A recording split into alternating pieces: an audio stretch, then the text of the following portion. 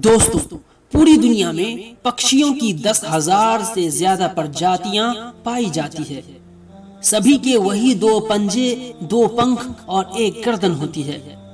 लेकिन इन्हीं में से एक ऐसा पक्षी है जिसकी एक अलग ही पहचान है, जो आसमान का सीना चीर के हजारों मीटर ऊपर 120 किलोमीटर प्रति आवर की रफ्तार से उड़ता है, जो खुद से कई गुना ज्यादा वजन के शिकार को भी अपने पंजों पे दबोच कर उड़ जाता है और इसीलिए उसे पक्षियों का राजा कहा जाता है। जी, जिसे हम बाज के नाम से जानते हैं।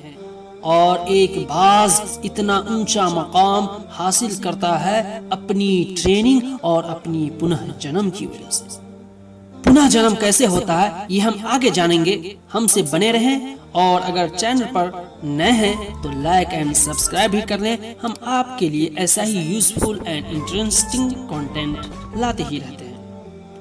अगर आप भी इस दुनिया में एक मुकाम हासिल करना चाहते हैं तो एक बाज बनने का पूरा सफर आपको जानना बहुत जरूरी है, क्योंकि 25 से 30 साल की उम्र तक आने के बाद भी लोग रिस्क लेने से डरता है।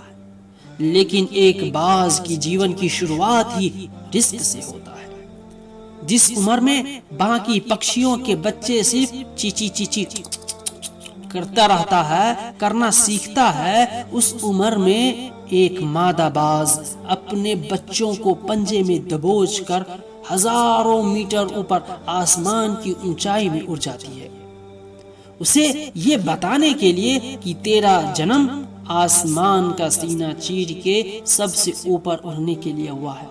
तेरा जन्म पक्षियों का बादशाह बनने के लिए हुआ है। जमीन से हजारों मीटर ऊपर ले जाकर मादा बाज अपने पंजे से उसे छोड़ देती है और यहीं से शुरू होती है उसकी हाई रिस्क ट्रेनिंग। वो चूजा जमीन के तरफ तेजी से गिरने लगता है। थोड़ा नीचे आता है तो उसके पंख खुलने लगते हैं। नीचे आते आते वो अपने पंख फड़फड़ाने लगते हैं, लेकिन वो अभी तक उड़ना नहीं सीखा है। वो जमीन से कुछ ही ऊपर होता है, ऐसा लगता है कि कुछ ही सेकंड में उसका जीवन समाप्त हो जाएगा। लेकिन अचानक एक पंजा उसे अपने गिरफ्त में ले लेता है और वो वापस आसमान में उड़ जाता है। वो पंजा होता है उसकी माँ का, जो उसके पीछे पीछे उड़ रही थी। उसकी ये ट्रेनिंग तब तक चलती रहती है जब तक वो उड़ना नहीं सीख जाता। इतनी हाई रिस्क ट्रेनिंग होने के बाद इस दुनिया को एक बाज मिलता है। बारिश के वक्त जब सारे पक्षी आशियाने की तलाश में रहते हैं, तब यही बाज उसी बारिश में आसमान को चीरते हुए निकल जाता है और बादल से कहता है, तू बरस ले, कितना बरसेगा, मैं थोड़ी ना भीगने वाला हूँ। और फिर नीचे आकर भी चैलेंज करता है। एक बाज की उम्र लगभग इंसानों की तरह 70 साल की होती है। जब वह 40 साल का होता है तब एक परेशानी उसकी जिंदगी में मौत बनकर आती है, जो आपकी परेशानियों की तुलना में बहुत बड़ी होती है, क्योंकि 40 साल की उम्र में बाज की चोंच इतनी मुड़ जाती है कि उसे शिकार निगलने में बहुत परेशानी होती है। उसके पंख भारी हो जाते हैं, छाती से चिपकने लगते हैं, जिससे उड़ना बहुत मुश्किल हो जाता है। उसके पंजे लंबे और लचीले हो जाते हैं, जिसकी वजह से वो शिकार को सही से नहीं पकड़ पाता। अब बाज के पास सिर्फ 3 रास्ता होता है। पहला रास्ता कि वो अपना शरीर को त्याग दे, यानी अब वो मर जाए।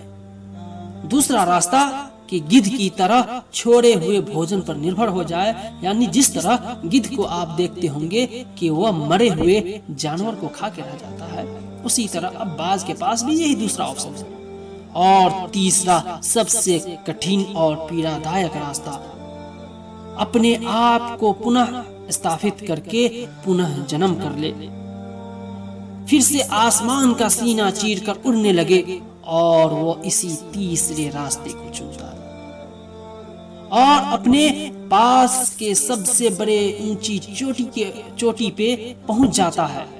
वहां पर अपना घोंसला बनाता है और फिर शुरू होता है परेशानियों को जड़ से उखाड़ कर आसमान में उड़ने का सफर।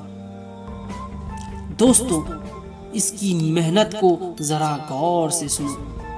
वह अपनी चोंच को एक चट्टान पर मार मार कर तोड़ देता है, लहूलुहान हो जाता है और इंतजार करता है नई चोंच के आने का। उसके बाद अपनी नई चोंच से अपने पंजों को काट देता है और फिर इंतजार करता है नए पंजे के उग आने का। उसके बाद वो अपने एक एक पंख को अपने शरीर से अलग करता है और फिर इंतजार करता है नए पंख उग आने का। और इस प्रक्रिया में उससे समय लगता है पूरे 5 महीने का। दोस्तों, जरा सोचो कि इस 5 महीने में उसे कितनी परेशानियों का सामना करना पड़ा होगा।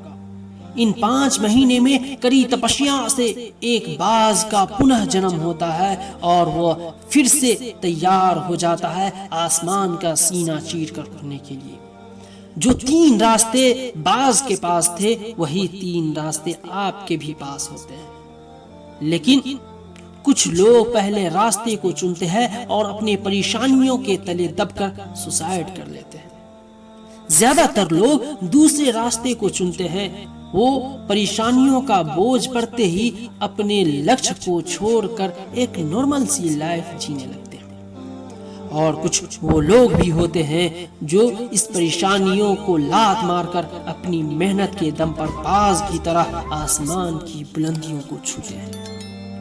दोस्तों, बाज की ट्रेनिंग हमें ये बहुत बड़ी सीख देती है कि अगर रिस्क लेना पड़े तो लो। अपने फील्ड में अपने आप को इतना ट्रेंड कर लो कि उस फील्ड में आपसे ऊपर उड़ने के बारे में सोचकर लोगों के पसीने छूट जाए। तभी आप अपने फील्ड के बादशाह कहलाओगे। तो दोस्तों, जब इरादा बना लिया ऊंची उड़ान का, फिर देखना फजूल है कद आसमान का।